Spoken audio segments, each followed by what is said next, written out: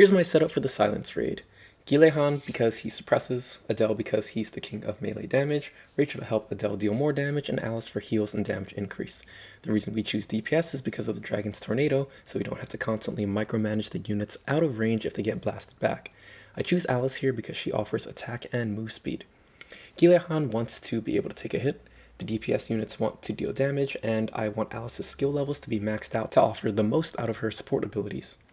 As for accessories and orbs, I use the Indomitable set for Gilehan because it reduces damage and also keeps his ult up enough to reduce the dragon's defense almost perpetually.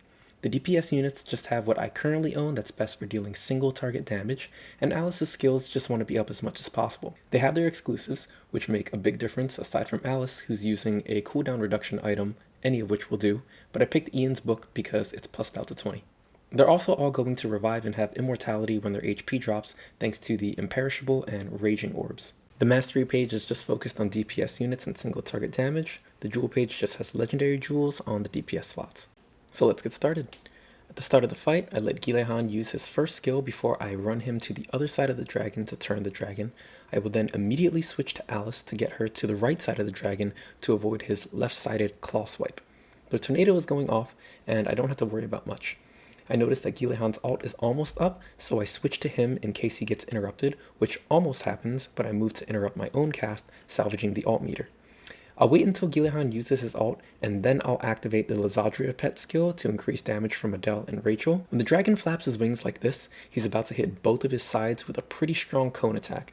Make sure Alice dodges this whenever she can. Try to hit the perfect timing on the suppression, unlike me. I'm constantly keeping an eye on ult meters for my units because I want to switch to them to move out of the way if they get displaced by an attack. If you have to choose between someone, choose Adele to save. When his tornado disappears like this, he's going to summon a bunch of line AoE attacks that you'll need to dodge. He also typically readies an attack, whether it's a dash, a 270-degree cone attack, or a circle AoE. They won't strike until after all the lines have struck, so make dodging those your priority. I position my units close to him to maximize the damage. They're also in front because he will always attack either his sides or his back if he's going to attack after his move. After that, I assume the same position and same rules apply. He always does the line AoE twice on me, and I think it's because I deal a lot of damage. It'll probably happen to you too. And that's the gist of the fight. If you do slow the video down, you'll see that I mess up from time to time, and it's not the end of the world.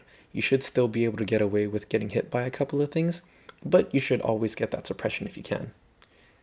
One last thing is, at around the 30-second mark, I'm pretty sure he always does another wild tornado.